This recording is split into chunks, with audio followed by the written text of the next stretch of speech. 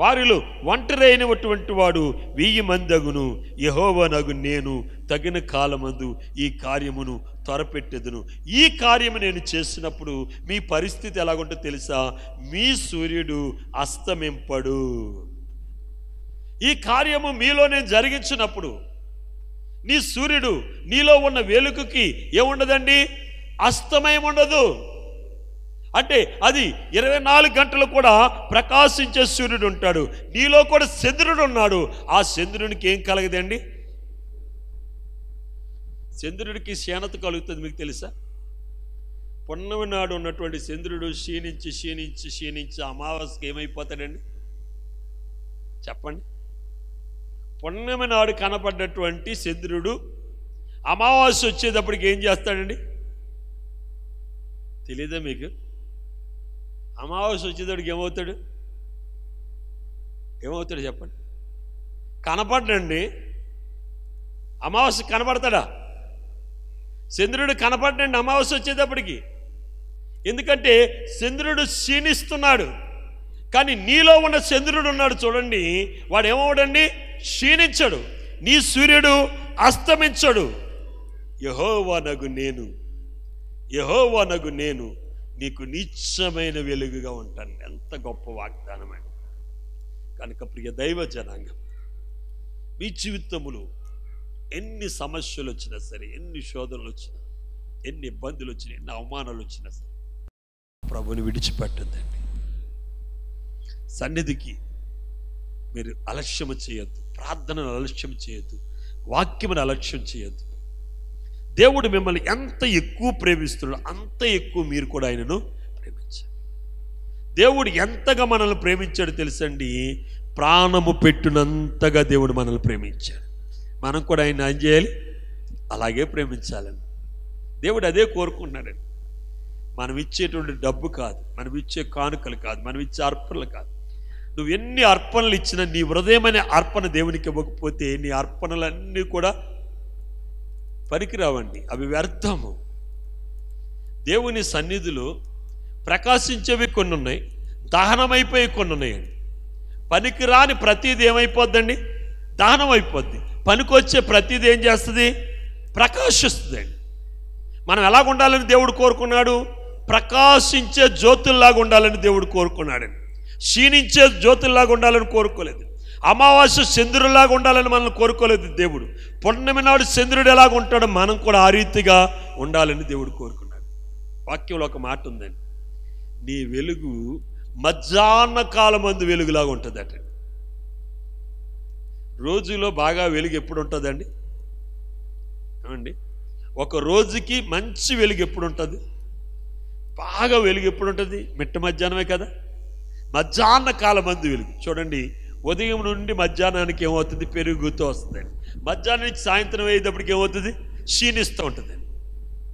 పెరుగుతూ వచ్చే వెలుగు కాదండి మనకి, అలాగని క్షీణిస్తూ వచ్చే వెలుగు కాదండి.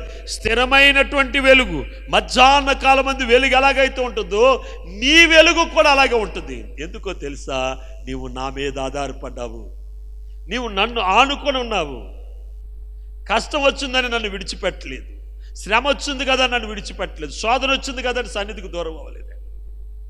పని ఎక్కువగా ఉందనుకోండి, ఆదివారం లేదు, శుక్రవారం లేదు.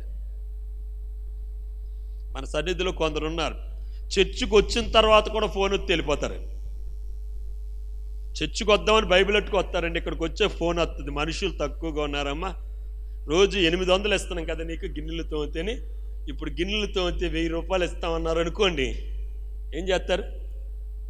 బైబిల్ కూడా ఇక్కడ వదిలేసి వెళ్ళిపోతారు. మళ్ళీ వారానికి అదే ఉంటుంది. ప్రతి ఆదివారం 2-3 బైబిల్ అక్కడ అడుతూ ఉంటాం. మొన్నదాకా ఒక అమ్మాయి ఇవాళ కూడా ఉన్నట్టుంది, ఇక్కడ టేబుల్ మీదే బైబిల్ ఉంటుందండి. ఆదివారం వచ్చి ఆ బైబిల్ తీసుకుంటుంది, మళ్ళీ శుక్రవారం వచ్చి ఆ బైబిల్ తీసుకుంటుంది. మిగిలిన రోజులు ఎక్కడ ఉంటుందని బైబిల్ ఎక్కడ ఉంటుందండి. మన కుటుంబంలో ఆశీర్వాదాలు ఎలాగ ఉంటాయి? ఈరోజు నిజంగా దేవుని సమయం అనుకోండి, నీకు ₹1,00,00,000 బహుమానం వస్తుందన్నా సరే దేవుడు నువ్వు విడిచిపెట్టకూడదు. అలా నువ్వు ఉన్నప్పుడు దేవుడు నీకు 1,00,00,000కి బదులు 100 కోట్లు ఎత్తాడండి. అర్థమైంది? ఆశీర్వాదం ఎంతండి? దేవుడు 30, 60, 100 నేను ఎప్పుడు దేవుణ్ణి 100 అడుగుతానండి. కానీ 3 సంఖ్యలు అక్కడ ఉన్నాయి. 30% ఉంది, 60% ఉంది, 100% ఉంది. మన దృష్టి ఎప్పుడు దేని మీద ఉండాలి? 100% మీదే మనం ఉండాలి. 100 మార్క్స్కి ట్రై చేస్తే కనీసం ఎన్ని మార్కులు వస్తాయండి? 95 కానీ 96 కానీ 98 కానీ వస్తాయండి. అంతేనా ఏమండి? మనం 60 మార్కులు ట్రై చేస్తే ఎంత వస్తాయి? 50 కానీ 55 కానీ. 30 మార్కులు ట్రై చేస్తే 15 కానీ 20 కానీ వస్తాయి. మన దృష్టి ఎప్పుడు 100 మీద ఉండాలి. 100% మనం అందుకోవడానికి మనం ఎంతగా తగ్గించుకోవాలి, ఏ రీతిగా ఉండాలి దేవుని సలహా, ఆ రీతిగా ఉండడానికి మనం ప్రయత్నం చేయాలి. సాతాను నిన్ను టెస్ట్ చేస్తుందండి. నువ్వు దానికి లొంగావా, ప్రభు దగ్గర సంకలు కొట్టుకుంటుందండి. అది కొట్టుకోదండి. ఆయన ఏమనుకుంటాడంటే, అయ్యి బాబు సారోన్ రాజు గారు చాలా గొప్ప విశ్వాసీన, చాలా గొప్ప విశ్వాసం సాతానుతో చెప్తాడండి. నువ్వు లుట్టుకుని ఏం చేస్తావంటే సన్నిధికి వచ్చి ఎవరో పిలిచారని బైబిల్ ఇక్కడ ఎట్టేసి వెళ్ళిపోతావండి. అప్పుడు సాతాను ఏం చేస్తా చెప్పండి? లోక తరహాగా మాట్లాడుకుందామండి. ఏం చేస్తా చెప్పండి? శత్రువు ఏం చేస్తాడు? నువ్వు ఎంతో మంచివాడు అన్నావు, ఎంతో అలాంటోడు అన్నావు, ఎలాంటోడు అన్నావు అని అది దేవుణ్ణి ఎక్కిరిస్తుంది. మన వల్ల దేవుని నామానికి మహిమ రాకపోయినా పర్వాలేదు, కానీ ఏం రాకూడదు చెప్పండి అమ్మా? అపకీర్తి రాకూడదు. కనుక సాతానికి మనం ఏమవ్వకూడదు? అవకాశం ఇవ్వకూడదు. అమ్మ నేను సన్నిధి ఉన్నది అయిపోయాక అవసరమైతే 11ంటికి ఆరాధన అయిపోద్ది, 11 తర్వాత కావాలితో వస్తాను అని నువ్వు అన్నావు అనుకోండి, దేవుడు సాతానుతో అంటాడు, సిగ్గొచ్చిందా నీకు అంటాడు. అర్థమవుతుందా? అర్థం అవట్లేదా? అందరికీ ఇది వర్తమానం అనేది ఎవరికండి? ఏదో ఒక మనిషి కాదండి, ఒక వ్యక్తి కాదు, ఒక కుటుంబానికి కాదు, ఒక వంశానికి కాదు, సర్వమానవాళితో దేవుడు మాట్లాడుతున్నాడు. బైబిల్ ఏదో ఒక వంశం కోసం ఇచ్చింది కాదండి, ఒక తెగ కొరకు ఇచ్చింది కాదు, సర్వమానవాళి కొరకు. కనుక ప్రియమైనటువంటి వారు, దేవుని విషయంలో నువ్వు ఎంత బలంగా ఉంటావో నీ విషయంలో దేవుడు కూడా అంతే బలంగా. నువ్వు ఎంత ప్రేమిస్తావో దేవుని ప్రేమను కూడా నువ్వు అంత పొందగలుగుతావు. దేవునిలో నువ్వు ఎంత ఎదుగుతావో దేవుడు నీ పట్ల కూడా అంత ఎదుగుదలని దేవుడు ఇస్తాడు. ఒక సహోదరుడు చెప్తున్నాడు, నా సంపద కొంచెమే, కానీ నాకెన్నో పర్యాయాలు ఆదివారం నన్ను పాడు చేయాలని ఎన్నో వసతులు, ఎంతో డబ్బు నా ఎదుట కనపడ్డా సరే నేను ఆదివారం నేను దేవునికి ఇవ్వాలని, ఆదివారం ఏ పనులున్నా సరే, ఎన్ని పనులు నా యజమానులు కూడా, మీరు నన్ను ఉద్యోగం నుంచి తీసేసినా పర్వాలేదు, నాకు రావాల్సిన ఇన్సెంటివ్లు రాకపోయినా పర్వాలేదు, నేను ఆదివారం ఖచ్చితంగా దేవుని మందిరానికి వెళ్ళాలి అని దేవుని కొరకు జీవిస్తే దేవుడు ఆ కుటుంబాన్ని ఆశీర్వదించాడు, వాడి పిల్లల్ని ఆశీర్వదించాడు. ఈరోజు దేవునికి ఒక బలమైనటువంటి సాక్షిగా నిలబడ్డాడు. ఎంత సాక్షిగా అంటే, నా తోటి వారు, నాతో ఉద్యోగంలో చేరిన వారు ఇప్పటికీ రెక్కాడితేనే కానీ డొక్కాడదు, ఈరోజు నేను 10 మందికి సహాయం చేసే స్థితి దేవుడు నాకు ఇచ్చాడని సాక్షి చెప్తున్నాడంటే దానికి కారణం ఏంటంటే దేవుని పక్షంగా బలంగా నిలబడటమేనండి. మనం ఎప్పుడైతే దేవుని పక్షంగా బలంగా నిలబడ్డామో దేవుడు మన పక్షంగా బలంగా నిలబడి మనకు వచ్చే ప్రతి కీడు మనకు ఎలా మారుస్తాడండి? ఆశీర్వాదంగా మార్చేస్తాడు. మనకు ప్రతి శోధనను కూడా మనకు ఆశీర్వాదంగా మార్చేస్తాడు. మన జీవితంలో ప్రతి సమస్య కూడా మనకు ఒక సమాధానంగా దేవుడు మార్చేస్తాడు. చేయగలడు ఆయన, చేయలేని దేవుడు కాదండి. నీ పరిస్థితి ఏదైనా సరే, నీ స్థితి ఏదైనా సరే నిన్ను చక్కబరచగలిగినటువంటి వాడు ప్రభు అయినటువంటి యేసుక్రీస్తు. ఆయన ఈ రాత్రి నీతో మాట్లాడుతున్నాడు. వారిలో ఒంటరి అయిన వాడు 1000 మంది అగును, ఎన్నిక లేనివాడు బలమైన జనమగును, యెహోవానగు నేనే నేనే నేనే నేనే తగిన కాలమున ఈ కార్యమును త్వరపెట్టుదును, త్వరగా చేస్తాను. మీకెంత తొందరగా ఉన్నారు, నేను కూడా అంతే తొందరగా ఉన్నాను అంటాడండి. నేను ఆలస్యం చేయాలనుకోవట్లేదు, నేను కూడా తొందరగా చేయాలనుకున్నాను, కానీ పరిస్థితులు కొంత ఆలస్యం అయ్యేటట్లు చేస్తున్నాయి. ఎందుకంటే నీవు అడిగిన దానికంటే, నువ్వు కోరిన దానికంటే, నువ్వు ఊహించిన దానికంటే శ్రేష్టమైన కార్యం జరిగించడం కోసం నేను ఏం చేయవలసి వస్తుంది? ఆలస్యం చేయవలసి వస్తుంది. అంతేగాని నిన్ను నిర్లక్ష్యం చేసి నువ్వు అనుకోవద్దు. త్వరగా నీకు చేయడానికి నేను సిద్ధంగా ఉన్నాను. అయితే నీ విశ్వాసాన్ని, నీ భక్తి జీవితాన్ని నువ్వు విడిచిపెట్టద్దు. నా పక్షంగా నువ్వు బలంగా నిలబడు. నీ కొరకు నేను శ్రేష్టమైనటువంటి ఈవులను దాచి ఉంచాను. ఎంత గొప్ప ఆశీర్వాదం, ఎంత గొప్ప దీవెన ఒకసారి ఆలోచన చేయండి. ప్రియ దైవ జనాంగం, మన దేవుడు చాలా శక్తివంతుడు. ఆయన పక్షంగా మీరు నిలబడండి. ఏదో మనకి తీరికగా ఉన్నదని దేవుని మందిరానికి రావటం కాదు, కానీ దేవుని మందిరానికి రావటము ఒక అలవాటు, ఒక వ్యసనంగా మనం చేసుకోవాలండి. సాయంత్రం అయ్యేటప్పటికి ఎన్ని పనులు ఉన్నా సరే తాగుబోతుడు ఎక్కడికి వెళ్ళిపోతాడండి? తాగుబోతుడు ఎక్కడికి వెళ్ళిపోతాడు చెప్పండి? ఎందుకు వెళ్ళిపోతాడు? అడికి ఒక వ్యసనం. అది మనకు కూడా ఇది ఎలాగుండాలి? ఒక వ్యసనంలాగా ఉండాలి. ఆదివారం వచ్చేటప్పుడు ఇంటికాడ కూర్చోవటం కాదండి. ఆదివారం వచ్చినప్పుడు పనులు పెట్టుకోవటం కాదు. ఆదివారం వచ్చినప్పుడు ఊర్లకు వెళ్ళటం కాదు. మనం ఎక్కడికి రావాలి? దేవుని మందిరానికి రావాలి. దేవుని సన్నిధిలో దేవునితో గడపాలి. శుక్రవారం వచ్చేటప్పటికి ఎక్కడెక్కడో వెళ్ళటం కాదు, టీవీల దగ్గర కూర్చొని సీరియల్ చూడటం కాదు, కానీ దేవునితో గడపటం నేర్చుకోవాలి.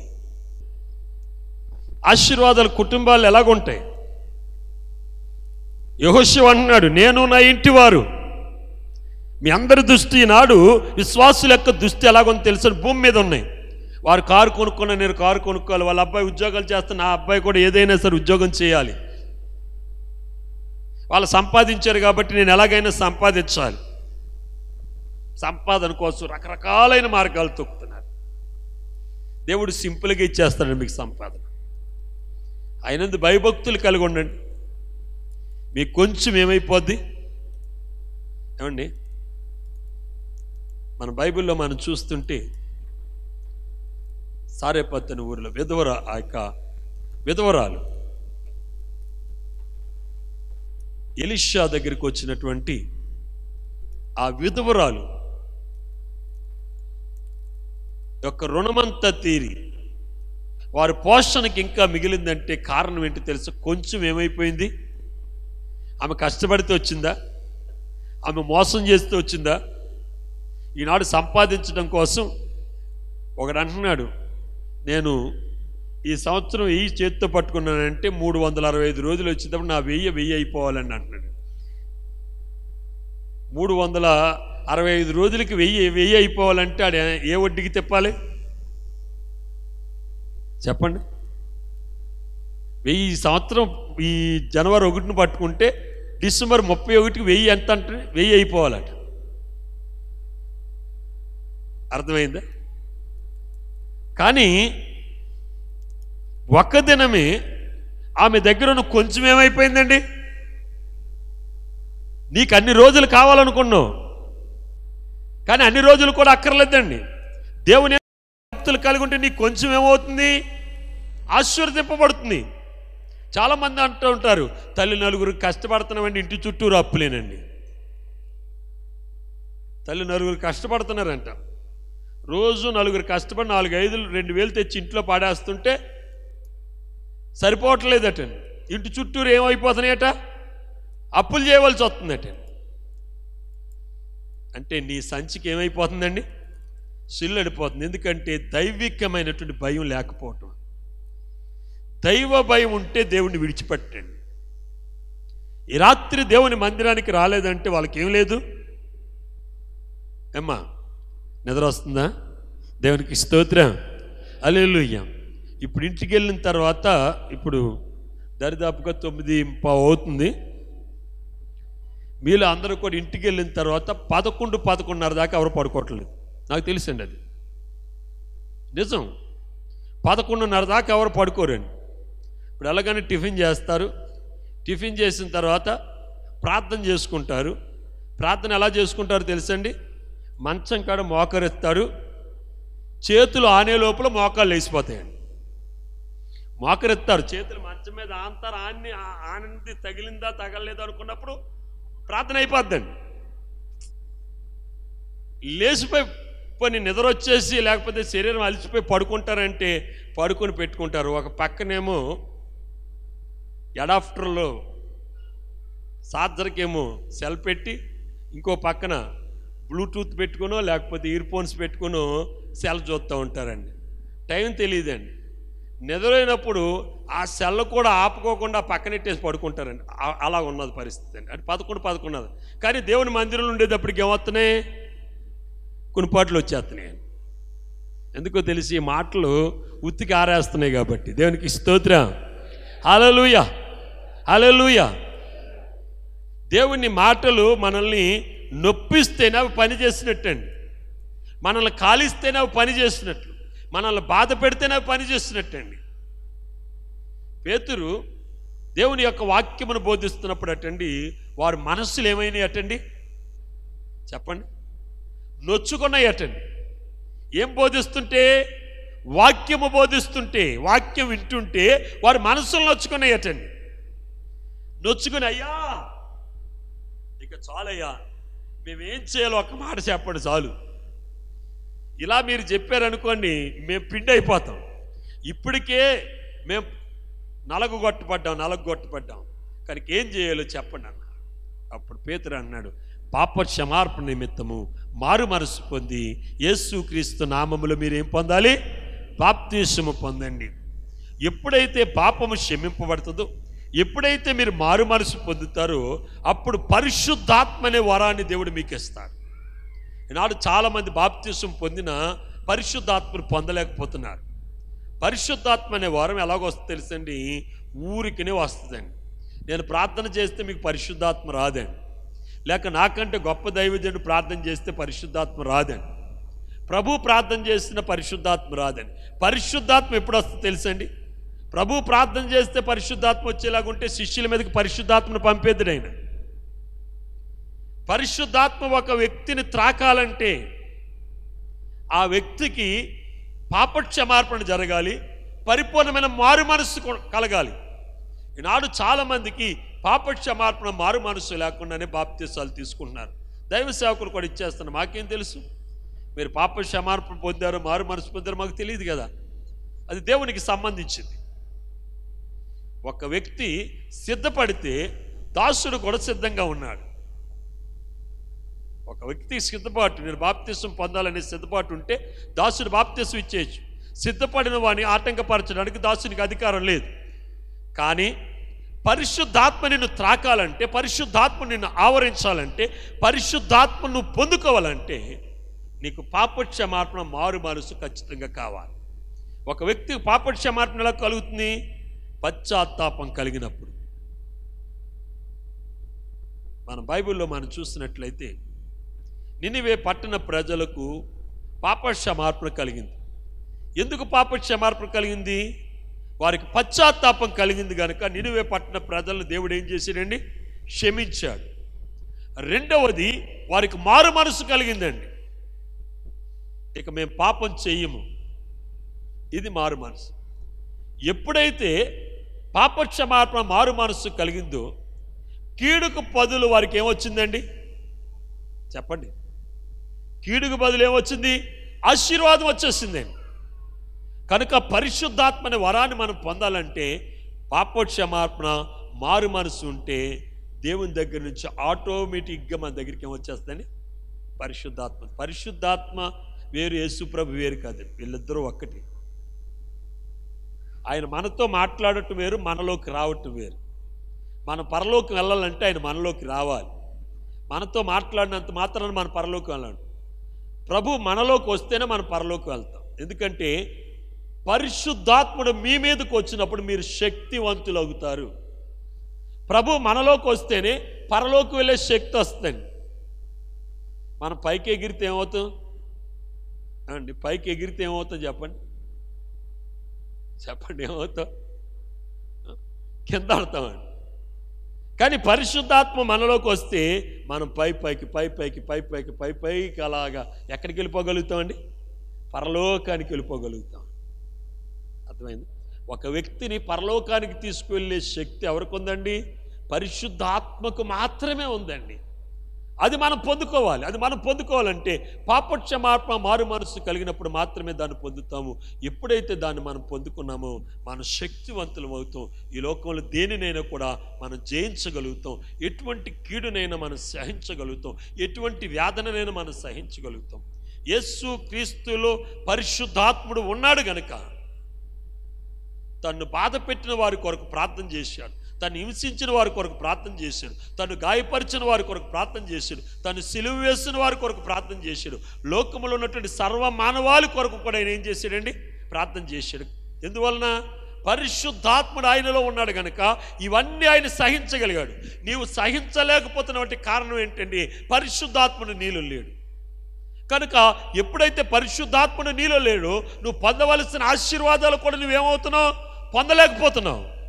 నువ్వు పొందవలసిన దీవెనలు కూడా నువ్వు పొందలేకపోతున్నావు.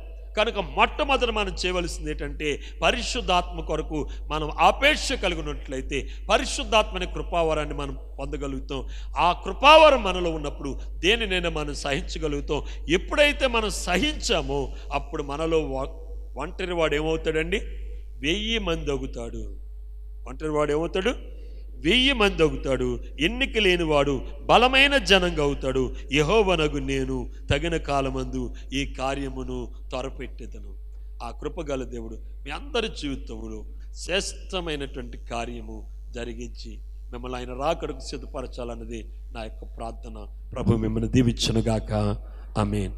ప్రార్థన చేసుకుందాం. ప్రతి ఒక్కరు కూడా ప్రభుని అడగండి, యేసయ్య, ఈ లోకములో ఎన్ని శ్రమలు వచ్చినా, శోధనలు వచ్చినా నువ్వు ఎలాగైతే సహించవు ప్రభు, నేను అట్టి సహనాన్ని మాకు అనుగ్రహించండి. ఇదిగో నువ్వు సెలవిస్తున్న వారిలో ఒంటరి అయిన వాడు 1000 మంది అగును, ఎన్నిక లేని వాడు బలమైన జనమగునని యెహోవానగు నేనే తగిన కాలమంది కార్యమును త్వరపెట్టుదనని.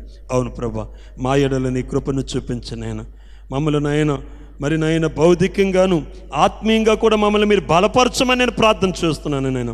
ఎందుకంటే నేను ఈ లోకములో ఉన్నాం ప్రభా, లోకములో పాపం ఉన్నది ప్రభనైనా.